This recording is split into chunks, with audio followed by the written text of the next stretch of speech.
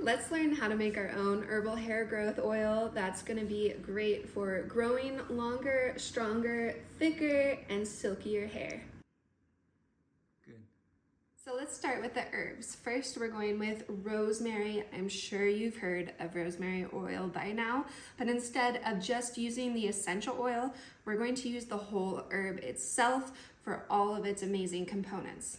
So rosemary can improve the circulation and blood flow to your scalp, which is really essential if you want to grow longer hair. It also can stimulate hair follicles, which can result in more hair growth. And by strengthening those hair follicles, it's going to prevent hair loss. And finally, it adds a natural shine to your hair. So let's go ahead and add this to our blender. There's a lot of different ways to make an herbal oil. My favorite way is using a blender. So let's go ahead and add, there are measurements down below in the comments or description, but for now I'm making a really large batch, so I'm going to fill this thing to the top. That's about how much rosemary I'm gonna use. Our second herb is cloves. Cloves are packed with antioxidants that can protect your hair and scalp. They can also help reduce dandruff and irritation. And much like rosemary, it'll help prevent hair loss by supporting the hair follicles. And again, like rosemary, it adds a natural shine and luster to your hair. That's how much cloves we're gonna add. Third herb is hibiscus. I'm sure you haven't seen this in hair growth oils yet, but there is a good reason that we're using it. It can prevent split ends and improve hair growth. It strengthens your hair, reducing breakage and fallout. It adds a natural shine, and it deeply nourishes your hair and scalp. Go ahead and add our hibiscus. Now again, I'm making a really big batch, so go ahead and look in the description below for exact measurements to make a bottle of your own. And like always, if you don't want to make it yourself, I do have it at plantedherbals.com. Make sure to look for those restocks on the 10th of every month. Our fourth herb is lavender. Now this one can also stimulate your scalp and improve hair growth. It reduces any itchiness or irritation on the scalp, and it can keep it clean from dandruff. It adds shine to your hair, and it also has a really great scent. Lavender, beautiful. And the last herb we're adding is ginger root. Ginger can promote scalp health. It can improve hair follicles like our other herbs here. It adds shine, and it can help your hair appear more full, and it can help with hair growth. There's our ginger. So here are the 5 herbs that we're using today. We're gonna pulse them up so that it just agitates them and releases a lot more of the beneficial compounds. So now that all the herbs are pulsed well, we're going to add our 3 oils to this herbal mix. First herb we're using is coconut oil or MCT oil. Just make sure it's liquid at room temperature. This is really rich in vitamins and fatty acids. It's gonna help boost the shine in your hair and deeply nourish and condition it. So since we have 3 herbs here, I'm gonna shoot for equal amounts, and we're gonna use 1/3 of our coconut oil.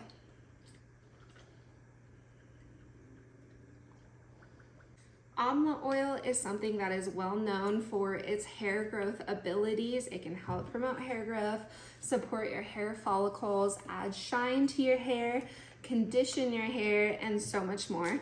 So we're using 1/3 of almond oil.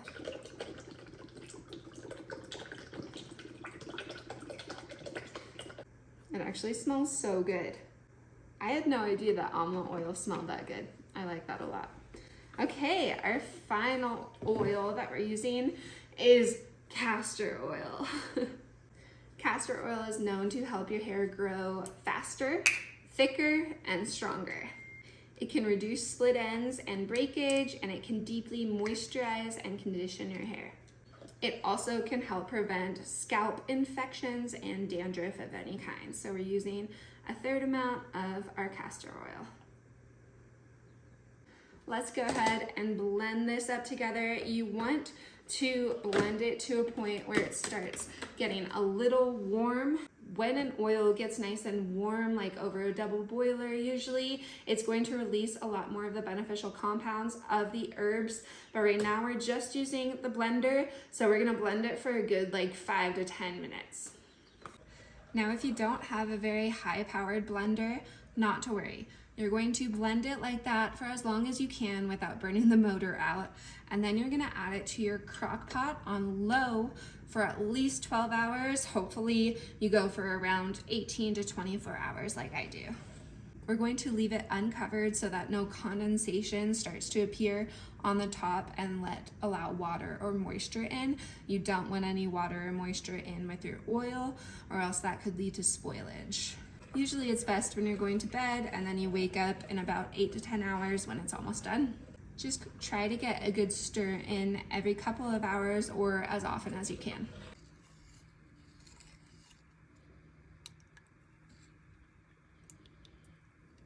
So it is now 2 days after that video, and that's okay. After your 12 to 20 hours of infusion, you're just gonna leave it without any heat, and it'll continue kind of getting those herbs into the oil. So now we're going to go ahead and strain this.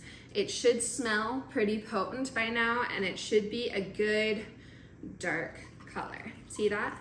So we're gonna strain with fine mesh, and I am going to measure out 3.5 ounces for each of my bottles. And to that, I will add 1% essential oils dilution. So that'll be about 1 gram per 3.5 ounces.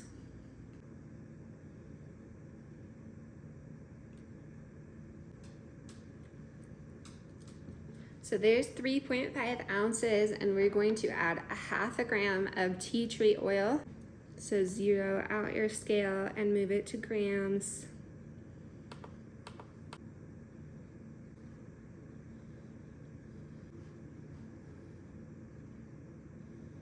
And 1/2 gram of rosemary oil, which is about 10 drops. So this is ready to bottle up now. Now, if you are looking for a long-term storage option, which will make this last for about a year, I would say, cosmetic grade preservative like this, and I did the calculations for about 1%, we're gonna use about 0.8 ounces. You can go ahead and put this in any bottle of your choosing.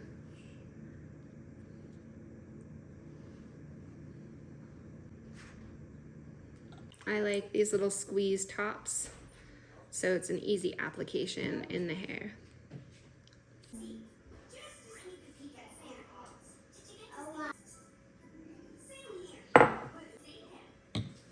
So now let's learn how we actually use this herbal hair growth oil. So with an easy twist top that these bottles came with, I can apply it straight to the roots of my hair, like that, and to the tips. And then we're gonna brush it through our hair. A little truly does go a long way, so you don't need that much. And then you brush it through.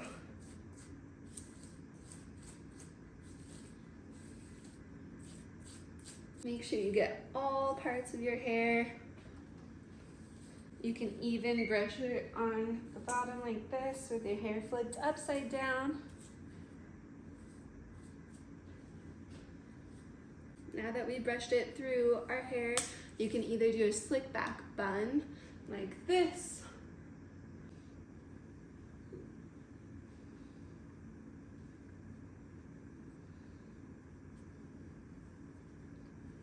just wrap it around,